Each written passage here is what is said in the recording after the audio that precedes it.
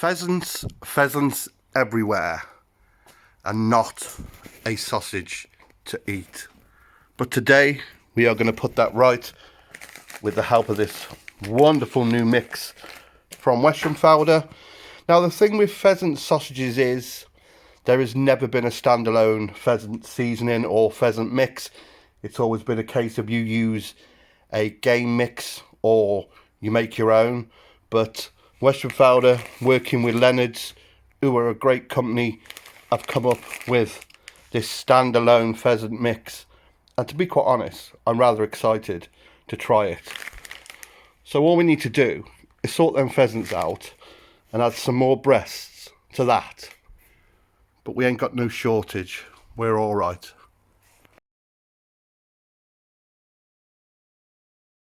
I just want to show you this one. I do love a well shot bird. That is immaculate along the breast. So a pellet must have gone in somewhere and hit a vital organ or something, but yeah, that's absolute perfection. So we got all the vintage kit out today. I love it. I love using this old kit. Anyway, so this mix calls for add contents of bag to 5.160 kg of minced meat, and they recommend 3.612 pheasant and 1.548 pork fat, as you can see on there. So I weighed mine out, and I'll be honest with you, I've just gone for a little bit more fat, about another 500 grams extra, and then I took it off the pheasant. Just my experience of making pheasant sausages, they can, even with loads of fat, still be dry, but I'll show you what to do. We can alleviate that, make sure we get a good bind on it. But first thing we need to do is get it all through the mincer. So what I like to do then is put a bit of pork in the hopper, in the tray, and a bit of pheasant, just to help with the mix so we get it nice and even. But let me just talk about this fat a minute. So the pork I'm using, the pork fat is off the belly and the shoulder. Just look at that beautiful prime fat. There's pieces of back fat in here, which is obviously the king of fats when making sausages. But yeah, nice ratio of fat, nice little bit of pork. Right, I'm going to load it up, as you can see, and get my tray, and we'll start the process.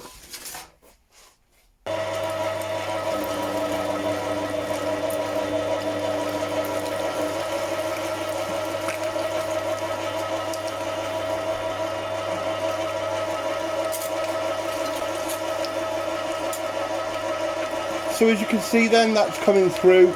It just looks like pork, because I'm judging how much fat I'm putting through with the pheasant, and that just helps with the mix to make sure we got a real even mix. So that bit was a bit fatty, so a little bit of pheasant on top. Me talking, I'm just ramming it in. And the trick with making sausages, everything needs to be cold. You want cold meat, cold machinery, that is key.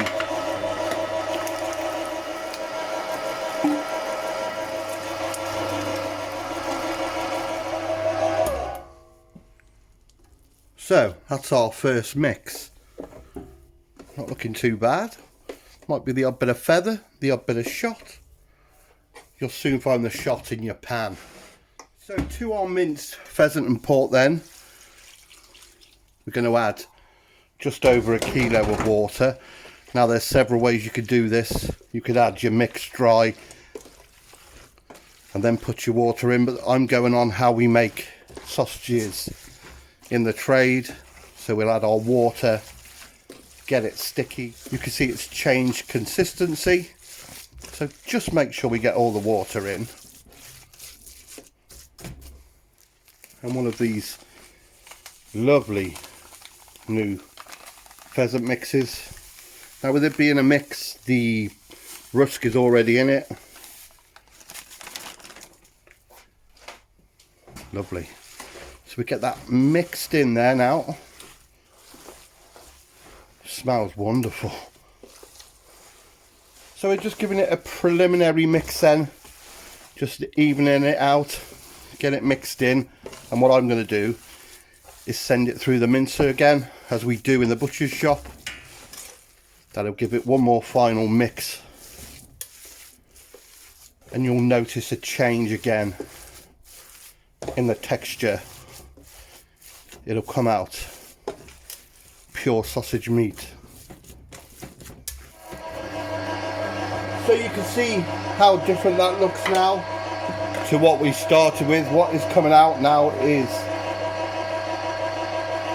the wonderful mixed sausage meat.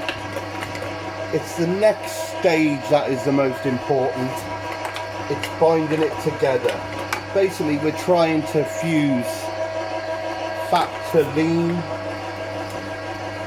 It's the equivalent of putting some oil in some water.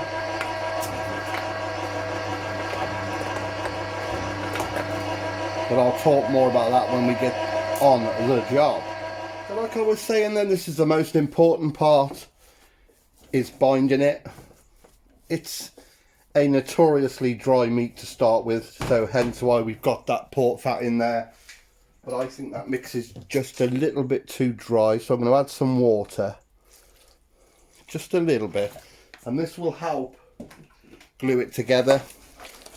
Now you want to really give it a good mix. I watched a video the other day where someone made some sausages and pretty much piped that straight into cases. It just won't work, and when they cut into it, it was dry, it was crumbly, there was no texture, and that is where the problem lies. So yeah, you've just got to go for it. And this will take a little longer than if you were making a pork sausage, obviously, because that pheasant breast is so lean. Right, I'll see you shortly. I'm going to really get stuck into this. Okay then, you can actually see how that's changed.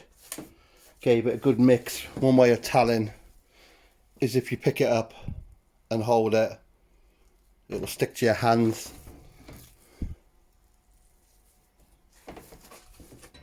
But you can really tell this is pheasant. That really dry meat. But I'm really looking forward to trying them. Oh. Let's load the sausage stuffer. So I'm going to be using lamb's cases, which makes a thinner sausage. Get a bit of water on there.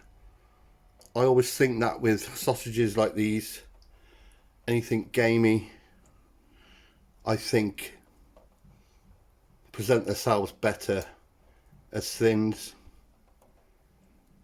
So what I'm using here is, I bet you can't guess, some skins from Weschenfelder. Now this is a pack for the home sausage maker. Come on, Scott. Get a bit of water in there. So they're in smaller lengths, more manageable. Now this beautiful sausage machine of mine, I have never used before. It's an antique from that wonderful old butcher's shop. So anything can happen here. I'm either going to look incredibly professional or amateur. Let's have a go.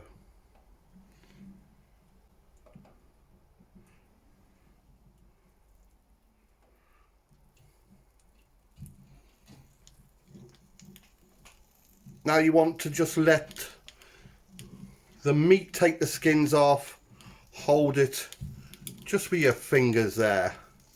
We don't want to stuff these too tight.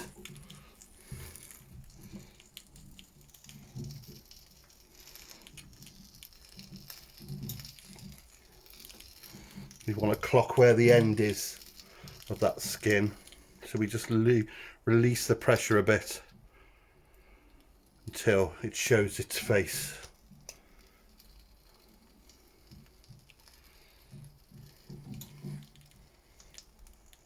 sausages there.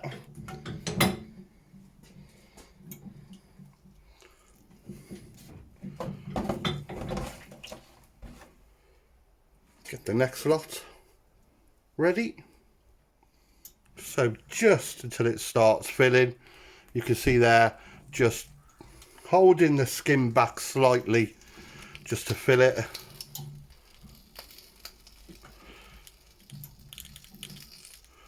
And letting the meat pull those skins off the nozzle.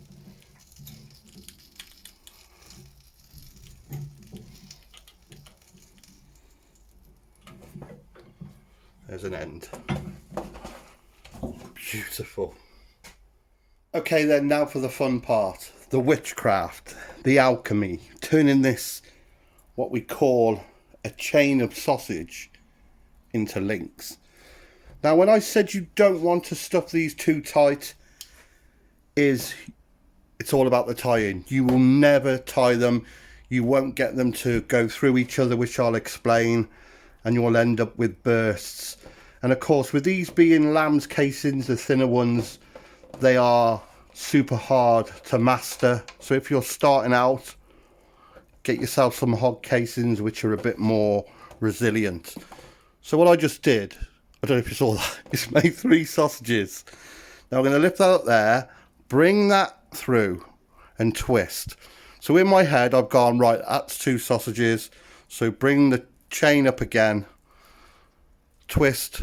So there is 2 sausages by putting that chain across there, squeezing, twisting. We have our little saucy sons, and they are looking the dog's danglers.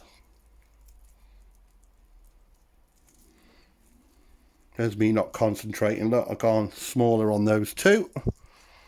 But yeah, just work your way through. So I was a bit thin on the filling there, but we can forgive that because I've never used this machine before. It's 70 years old. The guy who I got it off had been using it for 50. So yeah, that's my excuse, baby, and I'm sticking to it. There you have it. Links of wonderful pheasant sausage. What's that random doing there? Tidy it up. Look at these little beauties hanging on my vintage sausage tree.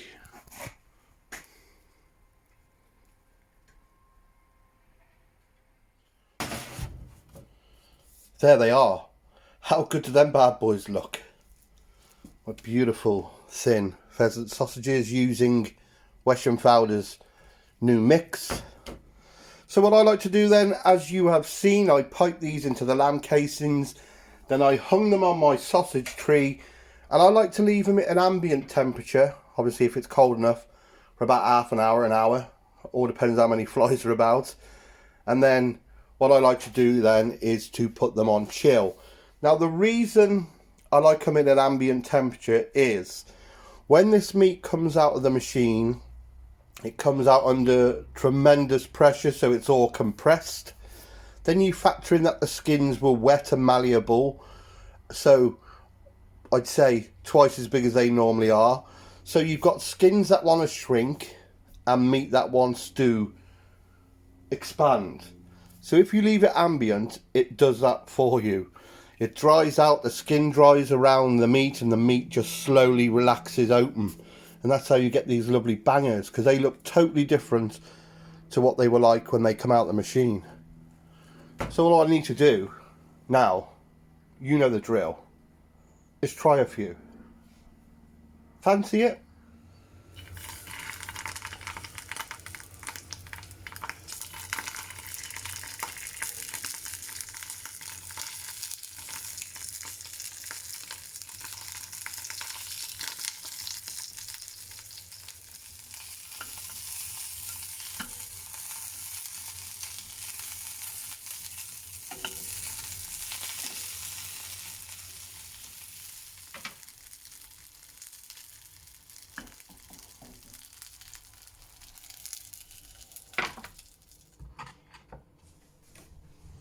beautiful.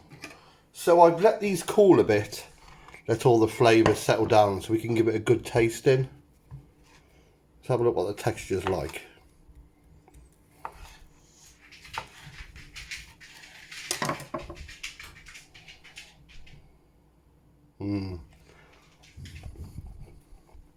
Flavour, herby, absolutely lovely.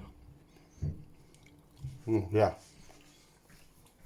Well, they are really, really good. A vast improvement on what came before. This will sort it out, mind. You're either a brown or red. I'm good old HP. Look at that.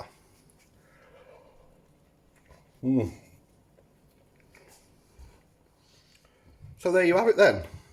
Pheasant sausages made using that new Weschenfelder pheasant mix. I'll put a link in the comments. So if you've enjoyed what you've seen here today, you know the drill. Click like, click subscribe, and ring that bell, baby. Take care.